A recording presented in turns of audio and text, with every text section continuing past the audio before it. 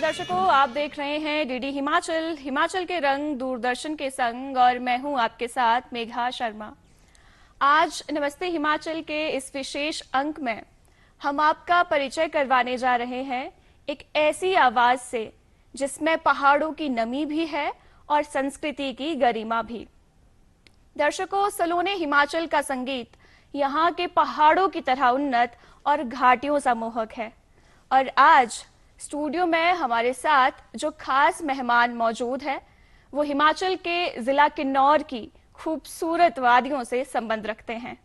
जी हाँ, वही किन्नौर जहाँ देवत्व केवल आस्था में नहीं बल्कि जीवन की दिनचर्या में भी शामिल है, जहाँ संस्कृति केवल परंपरा में नहीं बल्कि हर श्वास में निहित है। इनकी आवाज की अगर बात करें तो जब ये गाते हैं तो ऐसा लगता है मानो हवा भी सुर में झूम रही हो और पर्वत भी शांत होकर सुन रहा हो। युवाओं में बेहद ही लोकप्रिय, खुद एक युवा कलाकार जिन्हें आप जानते हैं जैन बरीपा के नाम से, अंशुल नेगी। बहुत बहुत स्वागत है अंशुल आपका। Thank you ma'am. कैसे हैं आप? बहुत बढ़िया मैम, आप बताओ। बहुत ही खूब। सबसे पहले तो ma'am thank you for the beautiful introduction. वैसे इतना कुछ है नहीं। थैंक्स। Thank you Anshul. और वैसे इस कार्यक्रम की एक तरह से परंपरा बन चुकी है कि जब भी कोई कलाकार आते हैं, खास तौर से म्यूजिशियन कोई आते हैं, तो हम कार्यक्रम का आगाज उनकी आवाज से ही करते हैं। तो आज भी आपसे हम यही दरख्वास्त करेंगे कि इस कार्यक्रम का आगाज अपनी आवाज के साथ ही करें। बिल्कुल मैम। सबसे पहले thank you Doordarshan for having me here. Doordarshan unprecedented feeling है क्योंकि बचपन से दूरदर्शन को देखते थे हम और यहाँ पे आए, ये सरियल है ma'am. Thank you, thank you. और मैं गाना चाहूँगा मदर फोक, जो मेरा पहला किन्नौरी ट्रैक था जी। नाराग से रागु कोली मोयाली रश्मोल्योली चिलीने रश्मोल्योली चिलीने रश्मोल्योली चिलीने आली साते जुगेचु जुगोरंग साते जुगेचु जुगोरंग। ये गाना देवी चंडिका जी का है, जो कोठी में चंडिका माता जी है उनके लिए गाना है। ये परिष्टंग पे बनाया गाना। परिष्टंग ऐसा होता है कि जब नया मंदिर बनते हैं किन्नौर में, तो जब अंत में उनका उसका वो किया जाता है, जब उद्घाटन किया जाता है, तब उस पे ये गाना बनाया है। परिष्टंग कहते हैं उसे। जी, बहुत ही खूब। और बात की जाए मदर फोक की तो शायद ये गाना हर किसी ने सुना होगा, और जिस खूबसूरती से ये गाना गाया गया है। देवी चंडिका की आपने बात की, रिकांगपिओ अगर कोई गए होंगे तो कोठी में देवी चंडिका का मंदिर है। बहुत ही खूब। अच्छा, शुरुआत करते हैं फिर अंशुल आप ही के नाम से, जैन बरीपा। आपका जो म्यूजिशियन नेम है, म्यूजिकल नेम है, वो जैन बरीपा है। तो इस नाम की क्या स्टोरी है? तो सबसे पहले तो यही जानना चाहेंगे हम। बिल्कुल मैम। वैसे थोड़ी फनी है, ज़्यादा इंटरेस्टिंग नहीं पर फनी है ये। Myself Anshul, also known as Jain Baripa. तो ये उन दिनों की बात है जब फेसबुक अपने प्राइम टाइम पे था। उस टाइम हम सबको क्रेज होता था कि कुछ नया नाम, कुछ अलग नाम रख लेते हैं। और उस टाइम मैं इंग्लिश गाने भी सुनता था, तो जैन मलिक का मैं बहुत बड़ा फैन था, और साथ में चार्ली पुथ का भी था। तो मैं एकदम ऐसा फंस गया था कि मैं क्या नाम रखूँ, अब चार्ली पुथ रखूँ या फिर जैन बरीपा रखूँ। तो उस चक्कर में मैंने जैन बरीपा रख लिया था। हालांकि पहले स्पेलिंग इसकी ए थी, मैंने ई करी थी, पर लोगों को प्रोनाउंसिएशन में दिक्कत आती थी। किन्नौर के काफी रीजनल के जो यहाँ पे लोग थे रीजन के, तो वो जयान कहते थे। तो मैं कहता था कि फिर मुझे ए लगा दिया उसके बाद, कि अब जयान ना कहें, अब जैन कहें, इसलिए। अच्छा, तो ये स्टोरी है इसकी। फेसबुक के लिए था। उसके बाद जब मैंने गाना स्टार्ट करा और जब वो चल पड़ा गाने, तो मैंने सोचा कि ये लकी है मेरे लिए। उसके बाद मैंने ये बहुत ही खूब। ये तो आपके नाम की स्टोरी थी। थोड़ा सा मैं चाहती हूँ उन दर्शकों को आप थोड़ा सा अपने जीवन के बारे में बताएं, अर्ली चाइल्डहुड के बारे में बताएं, और किस तरह का परिवेश रहा। जैसा कि आपने बताया कि मैं डिस्ट्रिक्ट किन्नौर से हूँ। डिस्ट्रिक्ट किन्नौर में एक सबसे पहली मार्केट आती है भावनगर। भावनगर पहला टाउन आता है, काफी बड़ी मार्केट है, मैं वहां से हूँ। वैसे बेसिकली मैं बरी से हूँ। बरी एक विलेज है जो भावनगर से 18 किलोमीटर ऊपर आता है, 15-18 किलोमीटर बीच ऊपर आता है वो। तो भावनगर में रहने का रीजन ये था कि मम्मी पापा की जॉब, मतलब मम्मी तो गवर्नमेंट सर्वेंट है और पापा का अपना स्कूल है वहाँ पे। तो मैं वहीं पापा के स्कूल में पढ़ा हूँ, मैट्रिक तक पापा के स्कूल में रहा हूँ। और उसके बाद मैं फर्दर हमीरपुर चला गया था। हमीरपुर 2-3 महीने था मैं हमीरपुर में। उसके बाद मैंने उसके बाद सिग्मा से करी है, Sigma school of science Rampur Bushahr, वहाँ से आगे की स्टडीज़ करी है। उसके बाद 11th में तो मेरे पास बहुत स्ट्रीम्स थी, नॉन मेडिकल और मेडिकल। अच्छा, बोथ। हमीरपुर में थी वो। उसके बाद सिग्मा आने पर उसकी अवेलेबिलिटी थी नहीं, तो मुझे दोनों में से एक ही चुनना था। तो फिर मैंने मेडिकल ही रखा, उसमें ही परस्यू करा। और नीट एस्पिरेंट था, जैसे कि सारे मेडिकल वाले रिलेट करेंगे इससे, कि हर मेडिकल स्टूडेंट एक बार नीट की प्रिपरेशन तो ज़रूर करता है। तो बिल्कुल मैंने भी नीट की प्रिपरेशन करी, अनफॉर्चुनेटली वो हुआ नहीं, कुछ अच्छा ही होना होगा आगे। बिल्कुल। हाँ, तो फिर उसके बाद मैंने संजौली कॉलेज से ज्योग्राफी ऑनर्स करा है। ओके, तो संगीत कैसे जीवन में आया? बचपन से गाते थे आपने? कोई इसमें शिक्षा आगे ग्रहण की? नहीं मैम, मैंने अभी कोई फॉर्मल ट्रेनिंग तो नहीं दी, किसी गुरु के अंडर ट्रेन नहीं हुआ हूँ मैं। अगर मैं बात कहूँ कैसे शुरू हुआ ये, तो मैं गुनगुनाता तो बचपन से था ही। मतलब मम्मा अच्छा गाते हैं, मम्मा को रियलाइज नहीं होता है पर ये अभी भी। और मुझे भी बहुत लेट रियलाइज हुआ जब मुझे लगता था सभी गाते ही होंगे, कौन बेसुरा हो सकता है। तो मुझे लगता था कि मैं भी गाता हूँ, सभी गाते होंगे। फिर धीरे धीरे फ्रेंड्स बोलते थे मुझे कि नहीं यार तू अच्छा गाता है। और फिर काफ़ी करिकुलर एक्टिविटीज़ में पार्टिसिपेट करा है स्कूल में, डेक्लेमेशन सॉन्ग्स में। तो उसके बाद ये धीरे धीरे चलता गया। और फिर मेरा फ्रेंड है एक राहुल नेगी, तो हम दोनों साथ में थे। हम बहुत कोशिश करते थे कि हम कुछ तो क्रिएट करेंगे आगे आकर। हम 8th 9th के आसपास हम करते थे। हम बेंच पे जब फ्री पीरियड होता था क्लास में, तो हम कुछ नए नए गाने बना लेते थे। तब तो मैशअप का इतना टाइम नहीं था, पर हम तब मैशअप सोचते थे कि हम ऐसा कुछ ब्लेंड्स कर लेंगे। तो उसके बाद ये म्यूज़िक का दौर तब से शुरू हुआ। मैंने पार्टिसिपेट भी कराया आगे जाकर, काफ़ी शोज़ भी किए 2-3। जी जी जी। हाँ जी।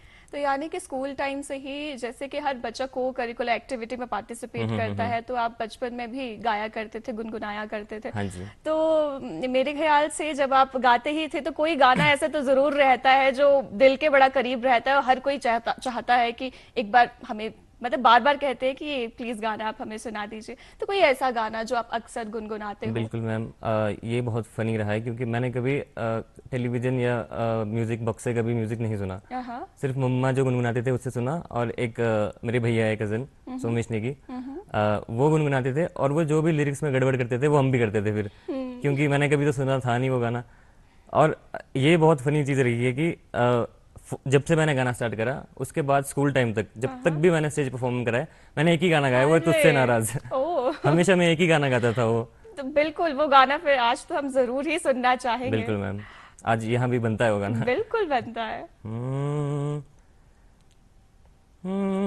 तुझसे नाराज नहीं, जिंदगी हैरान हूँ मैं, हो हैरान हूँ मैं, तेरे मासूम सवालों से परेशान हूँ मैं, हो परेशान हूँ मैं, जीने के लिए सोचा ही नहीं, दर्द संभालने होंगे, जीने के लिए सोचा ही नहीं, दर्द संभालने होंगे, मुस्कुराऊं तो मुस्कुराने के कर्ज उतारने होंगे, मुस्कुराऊं कभी तो लगता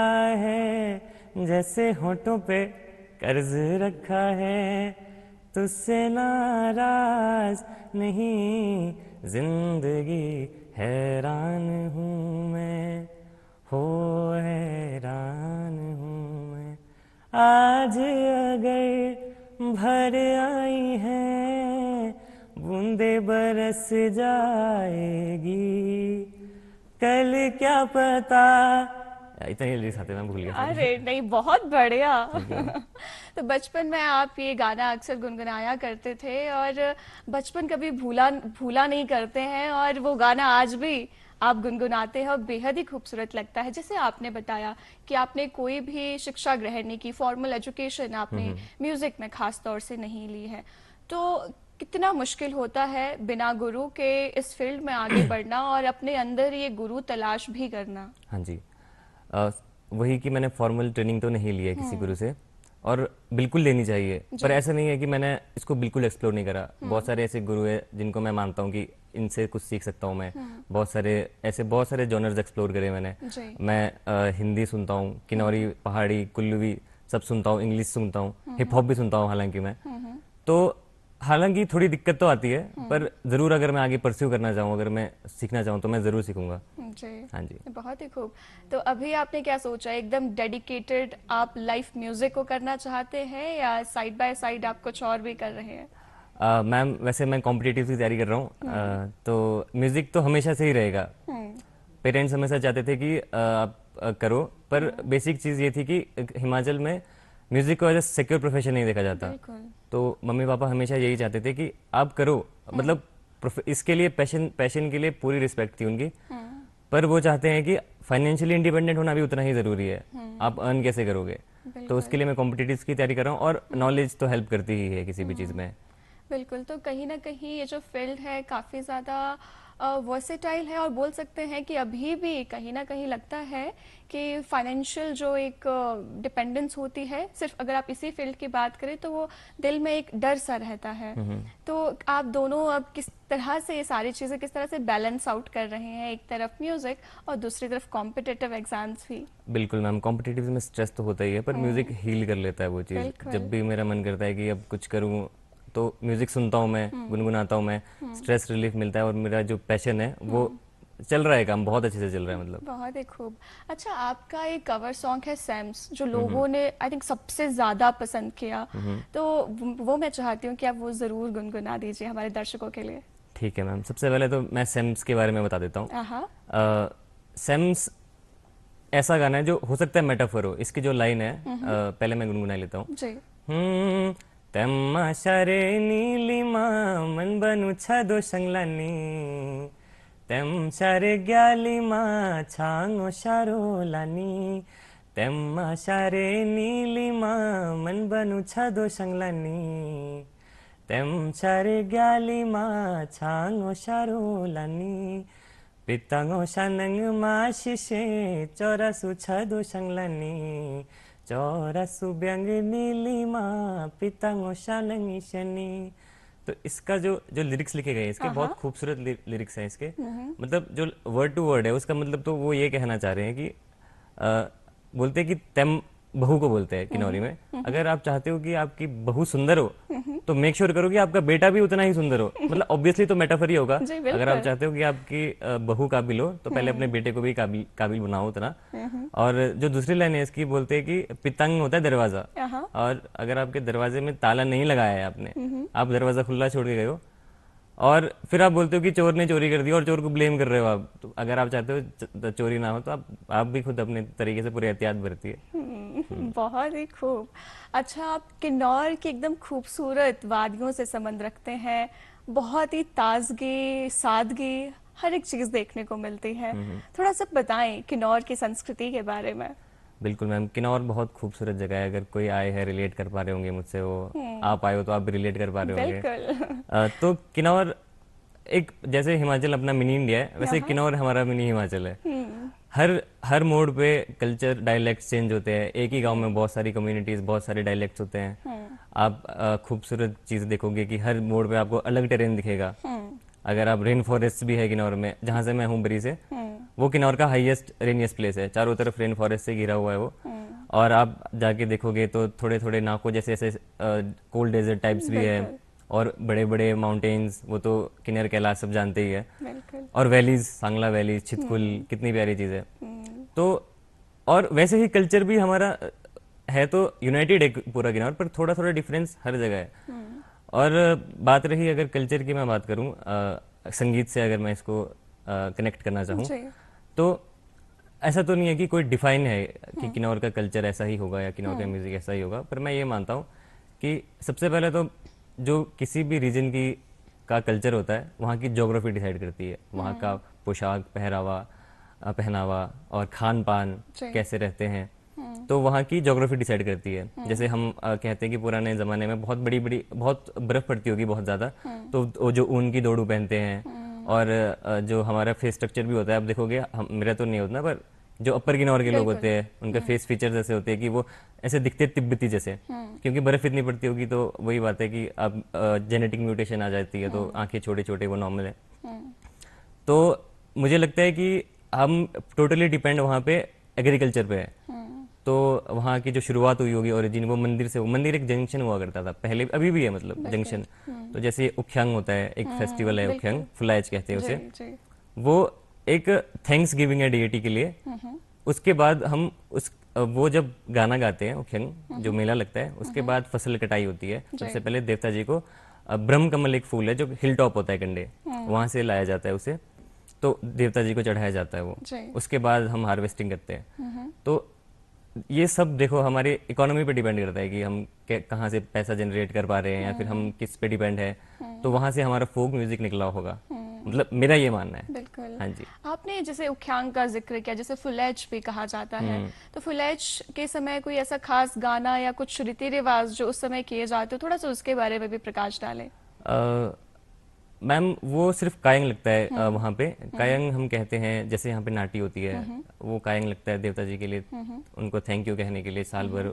और ये भी होता है कि अगर वहाँ पे आसपास किसी की डेथ हुई हो तो ट्रिब्यूटरी होती है उनके लिए, हिल टॉप पे जाकर उनको भी सम्मान दिया जाता है ऐसे। ओके। हाँ जी। तो कहीं ना कहीं ये देवताओं से जुड़ा तो फेयर है ही, त्योहार बिल्कुल है ही, पर इसके साथ साथ जो पूर्वज है या बुजुर्ग है उनको भी आप ट्रिब्यूट कहीं ना कहीं देते हैं। बिल्कुल मैम। अच्छा अंशुल, आपकी एक और खास बात है, आज के समय में हम देखते हैं कि सोशल मीडिया का जो यूज़ है वो कितना ज़्यादा बढ़ गया है, और अगर आप में कोई कला है, कोई हुनर है, तो वो आप सोशल मीडिया पे या किसी भी डिजिटल प्लेटफॉर्म पर दिखाकर प्रसिद्धि प्राप्त कर सकते हैं या पैसा भी प्राप्त कर सकते हैं। सोशल मीडिया पर यूं तो हम बहुत सारी चीजें देखते हैं, लेकिन कई बार कुछ चीजें ऐसी होती है जहां आपका स्क्रॉल करने का मन नहीं करता, एक दफा रुक के बस देखने का मन करता है। आपके जो गानों की जो वीडियोस है या जो भी आप सोशल मीडिया पर पोस्ट करते हैं, वो एक एक मिनट का जो आपने वो फायदा उठाया है और लोगों के दिलों में जगह बनाई है, वो देखते ही बनता है। सोशल मीडिया के बारे में आपका क्या ख्याल है, एक कलाकार के लिए कितना ज्यादा मायने रखता है? बिल्कुल मैम, पर मैं ये कहना चाहूँगा कि हम यहाँ तक कैसे पहुँचे, जो हमने रील वगैरह स्टार्ट करी। जी।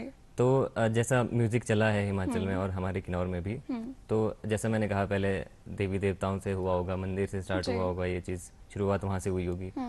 उसके बाद बहुत सारे विद्वान लोग थे हैं जिन्होंने उसके बाद म्यूजिक स्टार्ट करा, जो मॉडर्न चीज़ें उन चीज़ों का यूज़ करके। पर अब मैं देख रहा हूँ कि ये थोड़ा मेरा ये मानना है कि ये डांस ओरिएंटेड थोड़ा ज़्यादा होता है हमारा कल्चर जो है। बिल्कुल।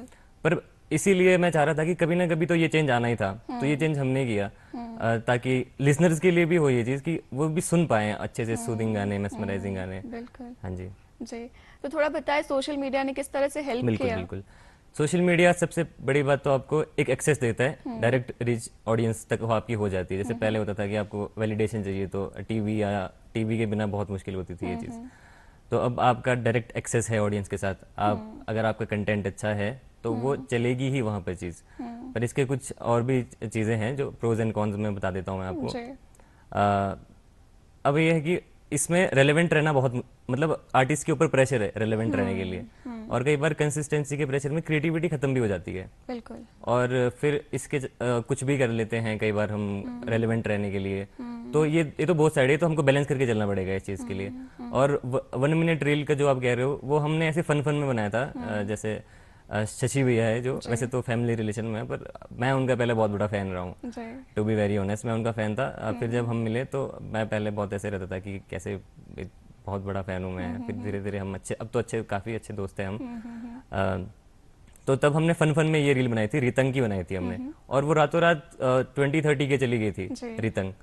तो हमने सोचा कि अब हम इसी जॉनर को आगे बढ़ाते हैं, लिसनर्स के लिए क्यों ना ये चीज़ आगे बढ़ाई जाए। जी, बहुत ही खूब। और वही मैं बात कह रही थी, आप और शशि जी जब साथ में मिलके जब एक वीडियो शूट करते हैं, वो गिटार पर होते हैं, और आप वही बात जो वो सूदिंग जो है उस गाने में, वो जो सुकून मिलता है, वो हर कोई महसूस कर सकता है। शायद कोई इस भाषा को ना जानता हो, इस बोली को ना जानता हो, लेकिन वो किसी ना किसी तरह का कनेक्शन जरूर फील करेगा। रीतंग की आपने बात की, वो भी एक बहुत ही खूबसूरत गानों में से एक है। तो रीतंग की कुछ लाइन्स हमारे दर्शकों के लिए। बिल्कुल मैम। किनु जातारु शोंगा ख्यामा किने चालांगी बोदी किनु जातारु शोंगा ख्यामा किने चालांगी बोदी किने चालांगी ख्यामा किने चालांगी ख्यामा किने चालांगी ख्यामा की देसो चालंग शेतुई किने युनिम बेरिंग ख्यामा किने युनि गो चालंगैदु किने युनिम बेरिंग ख्यामा किने युनि गो चालंगैदु किने युनो नीमा किने युनो नीमा किने युनो नीमा वायु लोरी तंगशे तुई। बेहद खूबसूरत। Thank you ma'am. जो थोड़ा सा बताना चाहेंगे कि इस गाने में क्या कुछ कहा गया है हमारे दर्शकों के लिए? रितंग में एक जहाँ तक मैं इसको डिस्कवर कर पाया हूँ, रितंग में अपने बिलव्ड को कह रहा है या जिसको वो लाइक करता है, वो कह रहा है कि बहुत प्यारा चलते हो आप पूरे अब कायंग में जब लगता है मंदिर में या फिर कहीं भी, तो आपके जो आप बहुत प्यारा डांस कर रहे हो और आप बहुत प्यारे से चल रहे हो और मेरी नज़र सिर्फ आप पर है। हाँ जी। बहुत ही खूब। अच्छा, डांस की आपने जिक्र की, जैसे पहले भी आप बता रहे थे कि जो किन्नौर का जो म्यूजिक है बहुत लाइवली सा म्यूजिक है और हर मैक्सिमम हर एक म्यूजिक में ऐसा मन करता है कि बस झूम जाएं। तो किस तरह से किन्नौरी म्यूजिक भी इवॉल्व हुआ है इन पूरे समय में, जितने साल दर साल हम आगे बढ़ते जा रहे हैं? जैसा कि मैंने पहले भी कहा कि पहले बहुत ये मंदिर से ही आई थी चीज़ें, जंक्शन होता था मंदिर, क्योंकि मंदिर में पहले देखेंगे जब पहले टीवी वगैरह नहीं थी तो कैसेट्स लाते थे, थिएटर से कुछ लाते थे लोग, तो वो भी मंदिर में बैठ के ही देखते थे सारे।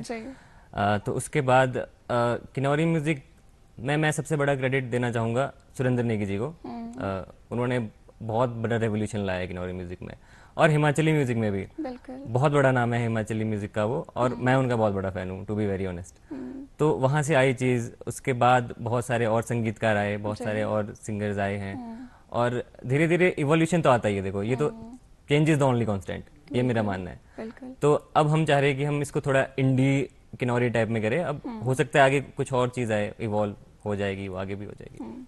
तो अभी आपने हमें रीतंग सुनाया, आपका एक और गाना है रातिंग लाहे, तो वो भी हम जरूर चाहते हैं आज आप हमारे साथ स्टूडियो में मौजूद है, जितने ज्यादा लाइव गाने हम सुन सके और हमारे दर्शकों को सुना सके, हम उतने सुनाना जरूर चाहेंगे। बिल्कुल मैम, मैं भी पूरी कोशिश करूंगा, मैं भी उतने ही गाने गाऊं जितना मैं ज्यादा से ज्यादा गा पाऊं। रातिंग लाए संगे किनको लंकियांगी बेन्निंग थालानी रही, रातिंग लाए संगे किनको लंकियांगी बेन्निंग हालामनी, अंगजू बातंग सच क्यों बातंग जो छचमी चूठची असरा मधु है, अंगजू बातंग सच क्यों बातंग जो छचमी चूठची असरा मधु। इसका मतलब ये है कि लड़का बोलता है कि दिन हो चाहे रात हो, I keep thinking about you, वो बस उसी के बारे में सोच रहा है। और नेक्स्ट लाइन में थोड़ा सरकास्टिक वे में बोला है कि यार लड़की है तेरी, मतलब लड़कियों पे विश्वास मत करो, थोड़ा सरकास्टिक उसमें बोला है, उसका दिल टूटा होगा शायद। जी बिल्कुल हो सकता है। अच्छा, बात की जाए किन्नौरी म्यूजिक की और किन्नौरी सिंगर्स की, मैं आपसे जानना चाहूंगी कि आप किस तरह का म्यूजिक सुन के पले बड़े हैं या आपकी कोई इंस्पिरेशन होंगी, तो उनके बारे में जरूर बताएं, कुछ कोई ऐसे सिंगर्स। बिल्कुल, मैं हर जॉनर के बारे में बताऊंगा आपको। किन्नौरी में मैंने बहुत ज़्यादा आर्टिस्ट को तो नहीं सुना है, मैंने सिर्फ केदार नेगी जी को सुना है, बहुत बड़ा नाम है किन्नौर का, और सुरेंद्र नेगी जी जो कंपोज करते थे वो चीज़, वो कोई है ही नहीं, उस चीज़ का कोई लेवल ही नहीं है। उसके बाद हिमाचली म्यूजिक में भी, और बॉलीवुड में मैं सुनता हूँ अमित त्रिवेदी कंपोज जो करते हैं वो, उनको मैंने काफ़ी सुना है, काफ़ी गज़लें सुनी है मैंने। मम्मा पहले बहुत गज़लें सुनते थे, बहुत सारे गाने सुनते थे वो। और फिर इंग्लिश में मैं सुनता हूँ बीटल्स करके एक बैंड होता था, द बीटल्स, उनको सुनता हूँ मैं। और एक ग्लेन कैंपबेल है, उनको आइडलाइज किया है काफ़ी मैंने, बॉब डिलन। और इंडी की मैं बात करूँ तो हिमाचल से मैं उनका बहुत बड़ा फैन रहा हूँ। रोनी देविंटा, कोई पहचान की मोहताज नहीं है वो। बिल्कुल। उनका मैं बहुत बड़ा फैन रहा हूँ और वो बहुत बड़े लेवल पे रिप्रेजेंट करते हैं हिमाचल को, सिर्फ हिमाचल नहीं पूरे ऑल इंडिया में उनका।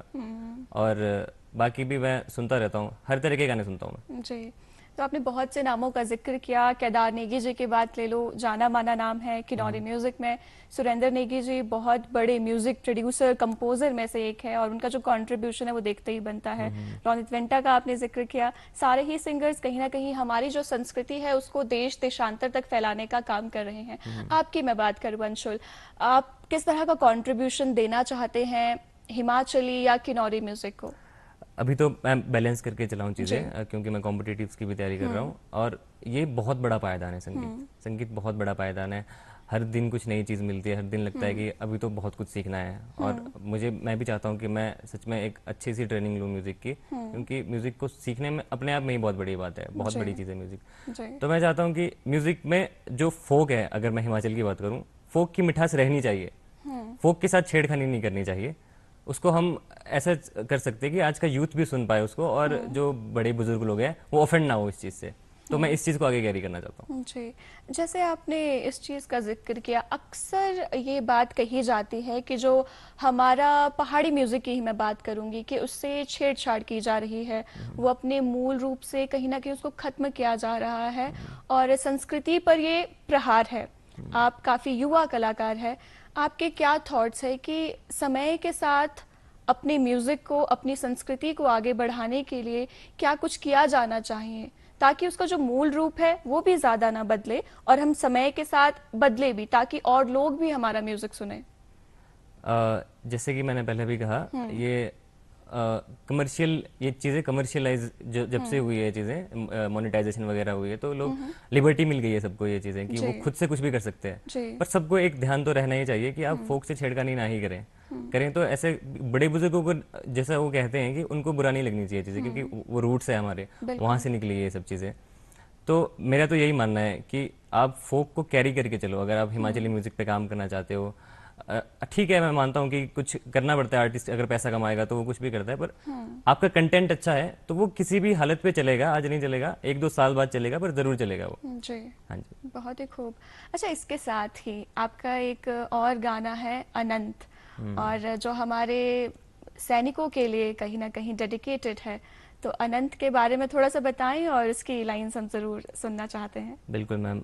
ये अनंत ऐसे बना, शशि भैया और मैं साथ में बैठे थे और हमने बोला यार, हम सुन रहे थे अनंत, और हमने बोला कि इस गाने को कवर कर सकते हैं। हम ये सोच रहे थे कि बिल्कुल कर सकते हैं इस गाने को कवर। और हमेशा भी गाने के पीछे मेरा ये थॉट रहता है कि मतलब ज़रूरी नहीं है कि I don't just try to hit the right note always, I want to feel the emotion behind the music. तो वही था कि मैं चाह रहा था कि इसको अच्छे से करूँ, मैं बहुत अच्छे से निभाऊँ मैं।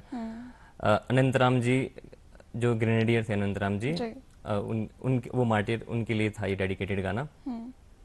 तो मैं सुनाना चाहता हूँ उसकी 2-3 लाइन। बिल्कुल अंशुल। छूटी रे नहीं बोला काटने अमा देने, कारगिल लागी लड़ाई। छूटी रे नहीं बोला काटने अमा देने, कारगिल लागी लड़ाई। आमी माँ का बिचार दे खाना, दूरे उड़ाडी उठी जाना। आमी माँ का बिचार दे खाना, दूरे उड़ाडी उठी जाना।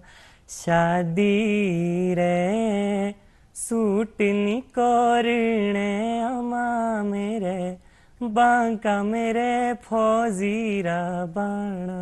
Thank you. बहुत ही खूब। और जिस खूबसूरती से आप संगीत और इसको निभाते हैं, और ऐसा लगता है कि जब श्रद्धा हो किसी चीज़ को करने की, एक साधना हो, तो बिना सीखे भी जो सुर है वो लग जाते हैं और सामने वाले के दिल को छू जाते हैं। बिल्कुल मैम। इसके अलावा बात की जाए, लोभाना एक और गाना है आपका, कुल्लू भी वो है? बिल्कुल मैम, वो कुल्लू ही गाना है। जी। और वो बहुत पसंद था मुझे गाना, बचपन से मैं सुनता था, वो बहुत फेवरेट गाना था। मैं सोचता था जी। कि इस गाने को कवर तो करना ही है किसी भी हाँ। कीमत पर। तो जी। हमने ये भी किया था, लुभाना। जी। बहुत खूबसूरत गाना था ये। बिल्कुल। तो वो ज़रूर सुनना चाहेंगे अंशुल हम लुभाना। हम्म, फर फर तुंबड़ी मुंडिये लागी धागे तू हो फेर दी, खडीण बुण दी रंजुए लागी धागे तू हो फेर दिलो, खडीर पर तेरा आशिक की वह गल नहीं ओ केर दी, गल नी केर दी रंजुए की वह गल नहीं ओ केर दी रो। Thank you ma'am. बहुत ही खूब। अच्छा अंशुल, आपने जितने भी अभी तक के कवर सॉन्ग्स गाए हैं, बहुत से लोग उसके बाद आपको जानना भी शुरू किया है, तो किस तरह का चेंज आया है लाइफ में आपकी? आ, बिल्कुल मैम, इसके बारे में बताना चाहता हूँ मैं आपको। जब 2017-18 जब मैं पास आउट हो गया था स्कूल से, उसके बाद मैं बीच बीच में वीडियोस पोस्ट करने लग चुका था इंस्टाग्राम और फेसबुक पे। क्योंकि मेरे पेरेंट्स एजुकेशनल बैकग्राउंड से दोनों, तो काफ़ी ऐसा ट्रोलिंग भी हुई है मतलब। ओह। हाँ, तो कहते थे कुछ आसपास में कि यार गाने गाते हो, क्योंकि अभी तक ये सिक्योर प्रोफेशन नहीं माना जाता है। बिल्कुल अभी बिल्कुल। तक यही लगता है कि उनको कि ये क्या ही है, ये गाना बजाना, आप कुछ और परस्यू करो लाइफ में। तो मैं फिर मम्मी पापा मुझे डायरेक्टली तो कभी नहीं बोलते थे ये चीज़, और वो फील भी नहीं करते थे। बस थोड़ा बहुत जो सोसाइटी का इन्फ्लुएंस रहता है, तो बोलते थे बेटा आप पढ़ाई भी करो, ये भी करो, आप पैशन की पूरी रिस्पेक्ट है, पर आपकी पढ़ाई नहीं छूटनी चाहिए। तो फिर मैं बहुत कुछ लोगों को ब्लॉक कर देता था जो मुझे बोलते थे, ऐसे सबको ब्लॉक करके मैं पोस्ट कर देता था वीडियो। तो उस वक्त भी मेरी इंस्टाग्राम पे रीच अच्छी थी। अगर मैं 1920 जब वो IGTV वाला सेक्शन आता था इंस्टाग्राम पे, उस वक्त भी मेरे 20-25,000 व्यूज़ आ जाते थे। तो तब भी रीच अच्छी थी। उसके बाद धीरे धीरे लोग जानते थे, और पहले पहले जब मुझे लोग, मतलब मैं तो नहीं मानता हूँ ये चीज़, मैं तो मानता हूँ कि ये सब आप सुनते हो, मैं इसी में खुश हूँ, फैन मैन मत बोलो मुझे। तो वो बोलते थे कि हम आपके बहुत बड़े फैन हैं, मतलब मजाक कर रहे होंगे या टांग खींच रहे होंगे मेरी। तो पर आया उसके बाद जब वैलिडेशन मिली थोड़ी, जितनी भी है अभी, जी जी। रिकॉग्निशन मिली है वो, जी तो चेंज तो बहुत आया। अभी पहचानते भी है लोग, किन्नौर में तो मैक्सिमम लोग जानते ही होंगे। जी। अगर मुझे नहीं जानते होंगे तो गाने तो सबने सुने ही होंगे, बिल्कुल क्योंकि बिल्कुल। सैम्स, अनंत और हे छुक्षे, वो तीनों गाने स्पॉटिफाई पे 1 लाख स्ट्रीम से ज़्यादा है, डिस्पाइट ऑफ बीइंग डायलेक्ट, जो उसकी लिमिटेड डायलेक्ट है, लिमिटेड बिल्कुल। ऑडियंस है, फिर भी उसके 1 लाख से ज़्यादा स्ट्रीम्स है।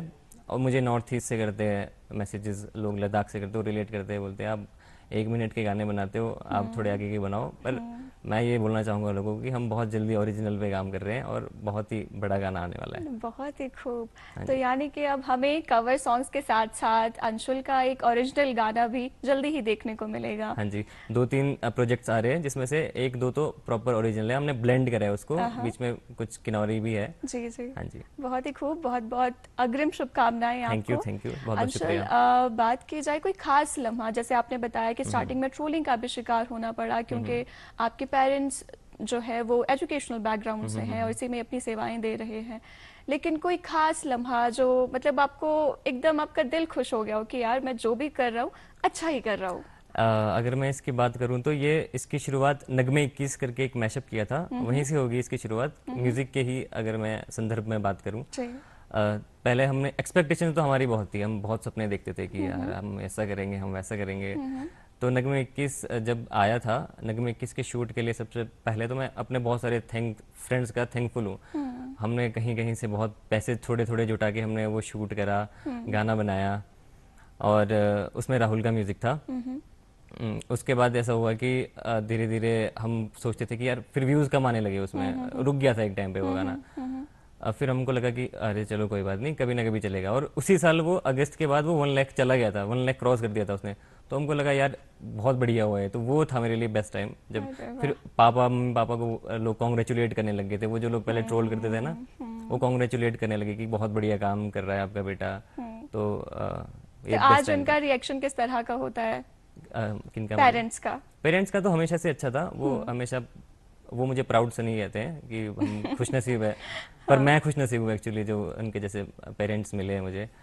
क्योंकि ज़्यादातर समय मेरा पेरेंट्स के साथ ही बीता है। अगर 10th तक आप देखो मेरी एजुकेशन पापा के साथ ही हुई है। पापा के साथ ही देखो, जैसे स्कूल है और घर साथ में ही, इधर ही पापा के साथ ही जाओ, पापा के साथ आओ, 10th तक ये हुआ है। 11th 12th में रहा हूँ बाहर, फिर उसके बाद कॉलेज भी मम्मा के साथ रहा है मेरा। तो फिर पेरेंट्स के साथ रहा हूँ, बहुत अटैचमेंट है। बाहर जाता हूँ तो होम सिकनेस होती थी पहले, अब तो खैर नॉर्मल हो जी। गई। हाँ जी। अच्छा अंशुल, हे छुक्षे का आपने जिक्र किया, तो वो गाना जरूर सुनना चाहेंगे हम, क्योंकि वो आपके टॉप 3 गानों में से एक है जिसको लोग बहुत सुनते बिल्कुल। हैं स्पॉटिफाई पे जब स्ट्रीम होता है। तो हे छुक्षे। हे छुक्षे के बारे में अगर मैं आपको पहले बताऊं, जो रितंग हमने किया था, तो वो सिर्फ पियानो पे किया था पहले रितंग। जी। ऑडियंस का रिस्पांस जब आया तो हमको लगा कि क्यों ना इस चीज़ को हम और आगे करें। तो हे छुक्षे बहुत इडियम टाइप बनाया था भैया ने, वो शशि भैया ने। तो उसके जो बोल है वो ऐसे है। बेगी पेंटो हिसोगो शोंगारे शमो रुमाल, बेगी पेंटो हिसोगो शोंगारे शमो रुमाल, रेशमो रुमालू शोंगाई नामिना चेचे, रेशमो रुमालू शोंगाई नामिना चेचे, नेचकंग बेनिंग थालानी ले सोंगी, नेचकंग बेनिंग थालानी, निषेधारो चुतायेसली सोंगी, निषेधारो चुलितायेस, निषेधारो चुतायेसली सोंगी, निषेधारो चुतायेस, इम्या बेवफा हचले सोंगी, इम्या बेवफा ली हचोई। थोड़ा सा थैंक यू मैम। भावार्थ तो इसका भी बताना पड़ेगा अंशुल। ये वो अपने बिलेव्ड को कह रहा है, वो जिसको पसंद करता है। वो बोलता है कि आपने बैगी पैंट, मतलब बैगी पैंटो मतलब बैगी सी पैंट्स है, और आपने बैगी पैंट में आपके रुमाल में आपने कुछ तो लिखा है। तो रुमाल में उन्होंने अपने लवर का नाम लिखा होता है, और उसको कहते हैं कि मैं आपसे बहुत प्यार करती हूँ ओह, ऐसे। अच्छा, हाँ जी। ग्रेट। अच्छा, एक और गाना आपका और शशि भूषण नेगी जी का जो साथ में आपने एक वीडियो डाली थी, उस गाने का नाम है हेलंग। वो भी एक बहुत ही खूबसूरत गानों में से एक है। तो उस गाने को थोड़ा सा गुनगुनाना चाहेंगे आप आज? हेलंग हेलंग मैं सुनाना चाहता हूँ जी। आपको। एक्चुअली वो हेलंग नहीं था, जो आप जिसकी आप बात कर हाँ रहे हो, वो हाँ। कोलंग था। जी, कोलंग हेलंग और के, कोलंग। हाँ जी हाँ जी। जी जी जी। कोलंगली बलिदा, कोलंगली बलिदा, जुमा जंगरा लातिंग संगी किन बेन्नंग, कोलंगली बलिदा, की थाली बसी गई, की ताली बसी गई, गहाला बोलो से किन मुल्लम किन बातंग, कोलंगली बलिदा। इस गाने का क्रक्स बताऊं मैं अगर आपको, ये बोल रहा है कि मैं रात दिन आपके बारे में ही सोच रहा हूँ, रात दिन मैं सोच रहा हूँ, मैं तो आपके बिना टाइम ही नहीं गुजार पा रहा हूँ, मैं नहीं समझ पा रहा कि आप मेरे बिना कैसे रह रहे हो। मुझे सब याद आता है, आपकी बातें, आप हम जो मिलते थे वो सब, ये कहना चाह रहे हैं उसमें। तो जब आप कोई भी कवर सॉन्ग आप सिलेक्ट करते हैं, क्या थॉट प्रोसेस रहता है आपका कि हाँ ये इस पर कवर सॉन्ग जरूर करना है? मैक्सिमम ये शशि भैया का ही होता है, ये तो उनके ही मैक्सिमम रहे हैं, पर हम आपस में बोलते हैं कि ये करना चाहिए हमको, तो फिर हम वही करते हैं। मतलब जो हमको थोड़ा सा टेक्सचर मिल जाए, सूदिंग सा कोई गाना हो पुराना, जब हम कवर करते हैं, जो जिस पे मैं सिंग कर पाऊँ अच्छे से, वो करते हैं फिर हम। जी। तो कोई ऐसा गाना जो आपका और शशि भूषण नेगी जी का दोनों का बड़ा फेवरेट हो, और जब साथ में आप दोनों होते हो तो अक्सर गुनगुनाते हो? वो वही गाना है जिसकी आपने पहले बात करी थी, वो हेल लगे हैं। जी, हेलंग। धागा नि मता तोड्या ते, धागा नि मता तोड्या ते, याली दिल तोड्या शिम्मा शिको, याला दिल तोड्या शिम्मा शिको, शिशानी मता तोड्या ते, शिशानी मता तोड्या ते, दिल तोड्या शिम्मा शिको, याला दिल तोड्या शिम्मा शिको, याली मुसुरु पानी छुट्या तो, मुसुरु पानी छुट्या तो, याली कोणी चुबेन्नंग मा छुटे, याला कोणी चुबेन्नंग मा छुटे। Thank you. अब बात की जाए हेलंग और कोलंग की, हमने दोनों ही गाने सुन लिए हैं। हेलंग की बात की जाए तो इसमें क्या कुछ कहना चाह रहा है सिंगर? हेलंग में कहता है कि एग्जैक्ट तो मैं नहीं समझ पाया हूँ कि उन्होंने क्या क्या सोच पे लिखा होगा ये। वो कहते हैं कि धागा धागा तोड़ दो, या धागा तो टूट जाता है, पर एक बार दिल टूट जाए तो वो वापस नहीं जुड़ सकता। शीशा मतलब वही है कि क्रैक्स अगर रिलेशनशिप में आ जाए तो जी। उसको जोड़ पाना बहुत मुश्किल है। बहुत ही खूब। अच्छा, हमने बहुत सारे किन्नौरी गाने सुन लिए हैं, तो कोई और हिंदी इंग्लिश जो आप, और क्योंकि आप बहुत तरह के गाने सुनते हैं, बहुत डाइवर्स आप लिसनर भी हैं, तो कोई ऐसा गाना अलग हो जो किन्नौरी से बिल्कुल अलग हो? बिल्कुल, मैं एक जो वादा किया वो निभाना पड़ेगा, जी। वो मेरे दिमाग में आ रहा है अभी, वो जी। गाता हूँ। जो वादा किया वो निभाना पड़ेगा। रोके जमाना चाहे, रोके खुदाई तुमको आना पड़ेगा। जो वादा किया वो निभाना पड़ेगा, निभाना पड़ेगा। Thank you. बहुत ही खूब। हिंदी गाने भी आप उतनी खूबसूरती से निभाते हैं जितने कि किन्नौरी सॉन्ग्स की अगर हम बात करें। बात की जाए अंशुल, आप कॉम्पिटिटिव एग्जाम्स की प्रिपरेशन भी कर रहे हैं, म्यूज़िक भी साथ साथ चल रहा है। म्यूज़िक ने खास तौर से आपकी पर्सनालिटी को किस तरह से एनहांस किया है या आपको हेल्प किया है लाइफ में आगे बढ़ते रहने के लिए? क्योंकि हम देखते हैं कॉम्पिटिटिव एग्जाम्स की ही बात कर लो, बहुत ज़्यादा स्ट्रेसफुल टाइम रहता है और ऐसे भी हम जिस दौर में है हर कोई इंसान कहीं ना कहीं किसी ना किसी स्ट्रेस से गुजर रहा है, तो म्यूजिक ने किस तरह से हेल्प किया? वही मैम, अगेन मैं वही कहना चाहूँगी, म्यूजिक हमेशा से स्ट्रेस बस्टर रहा है मेरे लिए। वो हमेशा रिलीफ मिलता है मुझे म्यूजिक सुनकर। और कॉम्पिटिटिव में स्ट्रेस तो होता ही है, जी। पर बैलेंस तो करके चलनी पड़ती है चीज़ें। तो म्यूजिक मुझे बहुत रिलीफ देता है। म्यूजिक ने मेरी पर्सनैलिटी डेवलपमेंट भी करी है म्यूजिक ने। जब मिलती है लोगों से बातचीत होती है तो पहले, वैसे मैं बताऊँ मैं बहुत इंट्रोवर्ट हूँ, मैं पहली बार ये इंटरव्यू कर रहा हूँ तो सोशली थोड़ा ऑकवर्ड हो जाता हूँ, पर अब जब लोगों से बातचीत होती है तो थोड़ा बहुत कॉन्फिडेंस दिया है म्यूजिक ने। जी। म्यूजिक की बात की जाए, म्यूजिक की हमने काफी बात कर ली, म्यूजिक के अलावा क्या क्या पसंद है अंशुल को? पढ़ाई, म्यूजिक, इसके अलावा? म्यूजिक के अलावा मैम, मैं क्रिकेट मुझे बहुत पसंद है। क्रिकेट में खेलता हालांकि उतना अच्छा नहीं हूँ, पर मैं क्रिकेट का बहुत बड़ा फैन हूँ। क्रिकेट, अगर पहले ऐसा होता था कि अगर इंडिया मैच हार गई या फिर प्रीमियर लीग में फेवरेट टीम हार गई तो मैं खाना ही नहीं खा पाता था, मेरी भूख ही मिट जाती थी पूरी। तो क्रिकेट मुझे बहुत पसंद है। मैं शोज देखता हूँ, वो भी मुझे बहुत पसंद है। इंडियन आइडल दिखता था पहले, वो भी पसंद है मुझे। और फुटबॉल भी पसंद है, मतलब फुटबॉल देखता हूँ, रिसेंटली शुरू किया है मैंने फुटबॉल देखना। बहुत खूब। अच्छा, जैसे आपका नाम जैन है, आपने बताया कि पहले आपने चाली पुत भी रखा था, तो आप काफी वेस्टर्न म्यूजिक भी सुनते हैं। हाँ जी। तो एक गाना हो जाए अंशुल? मैम अभी रिकॉल नहीं कर पा रहा हूँ मेरे लिरिक्स। कोई दो लाइंस अगर हो पाए जो आपके बहुत दिल के करीब हो। Baby let me be your man so I can love you, baby let me be your man so I can love you। Sorry ma'am, ये लिरिक्स मैंने थोड़े गड़बड़ नहीं, कर दिए। बिल्कुल, बहुत बढ़िया। हम तो बस तरह तरह के गाने सुनना चाहते हैं। हम चाहते हैं कि हमारे दर्शक आज जो अभी हमें टीवी पर देख रहे हैं, किन्नौरी म्यूजिक की जो खूबसूरती है उसके साथ साथ वो हर तरह के आज गाने सुने। आपने अब लाइव शोज करना भी स्टार्ट कर दिया है, तो किस तरह का रिस्पॉन्स मिलता है? जब पहले मुझे रीच आउट करा था एक एसोसिएशन ने जी। चंडीगढ़ से, उन्होंने कहा था कि परफॉर्मेंस है मेरी, तो मैंने कहा था कि मैं बढ़िया बैंड लेकर आऊँगा। लास्ट में मैं, क्योंकि मुझे सच में जो एनर्जी वाले किन्नौर के जो आप लाइवली गाने हैं वो मुझे नहीं आते इतने, तो मैं बस 10-12 मिनट्स की परफॉर्मेंस करूँगा और उसमें वही गाने गाऊँगा जो मैंने गाए हैं। जी। तो फिर मैं अच्छे से बैंड ले गया था अपने साथ और वो किए मैंने। फिर उसके बाद मैंने सोलन में किया। उसके बाद अभी कुछ एग्जाम था मेरा, उस सिलसिले में 2-3 शोज रह गए मेरे। तो आगे मैं ज़रूर करना चाहूँगा, ये तो परस्यू करना ही चाहूँगा मैं शोज को आगे। जी, बहुत ही खूब। हमने बात की हेलंग, कोलंग, रीतंग, रातिंग लाहे, इसके अलावा कोई और गाना जो छूट रहा हो तो वो भी हम जरूर सुनना चाहेंगे अंशुल। इसके अलावा मैम शायद मुझे लग रहा है कि मुल्लम छूट गया है। बिल्कुल। जी तो मुल्लम मैं गुनगुना देता हूँ। जी। अंगता कोलोनीच कोयोलोनीचा किंकोलंग बदा होयाले यो कोनीच कोयोलोनीचा किंकोलंग बदा किंकोलंग बयाली दाले रातिंग रंग लाहे होयाले यो कोनीच कोयोलोनीचा रातिंग रंग लाहे।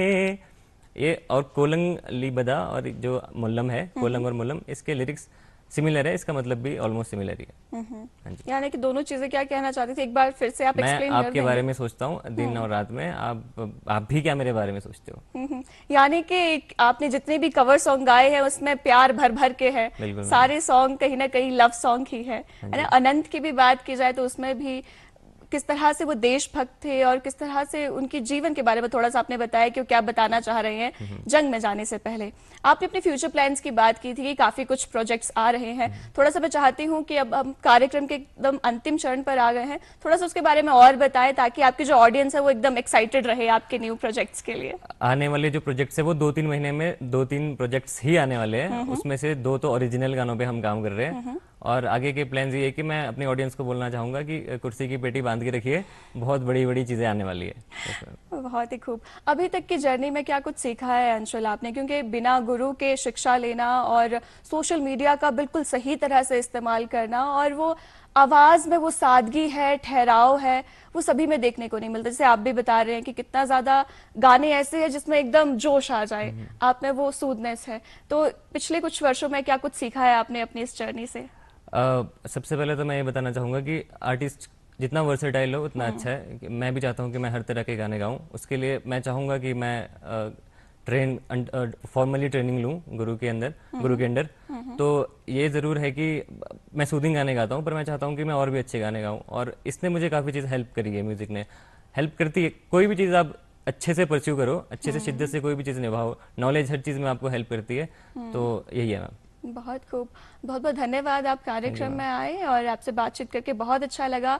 किन्नौरी म्यूजिक आज हमने भर भर के सुना और संस्कृति के बारे में भी हमने जाना। जैसे हमने कार्यक्रम की शुरुआत आपकी आवाज से की थी, अंत भी आप ही की आवाज से करेंगे। उससे पहले मैं अपने दर्शकों से विदा ले लेती हूँ। तो दर्शकों, आज हमारे साथ कार्यक्रम में थे अंशुल नेगी। मुझे आशा है आज का कार्यक्रम आपको बेहद पसंद आया होगा। किन्नौरी म्यूजिक और किन्नौरी संस्कृति से कहीं ना कहीं आपने एक रिलेशन स्थापित किया होगा, कुछ रिलेट किया होगा। आज के इस अंक में इतना ही, मुझे दीजिए इजाजत, लेकिन छोड़े चली जाती हूँ आपको अंशुल की खूबसूरत आवाज के साथ। बहुत बहुत धन्यवाद। बरसात भी आकर चली गई, बादल भी गरज कर बरस गए, पर उसकी एक नजर को हम ए हुस्न के मालिक तरस गए। कब प्यास बुझेगी आंखों की, दिन रात ये दुखड़ा रहता है। मेरे सामने वाली खिड़की में एक चांद का टुकड़ा रहता है। अफसोस है कि वो मुझसे कुछ उखड़ा उखड़ा रहता है। मेरे सामने वाली खिड़की में एक चांद का टुकड़ा रहता है।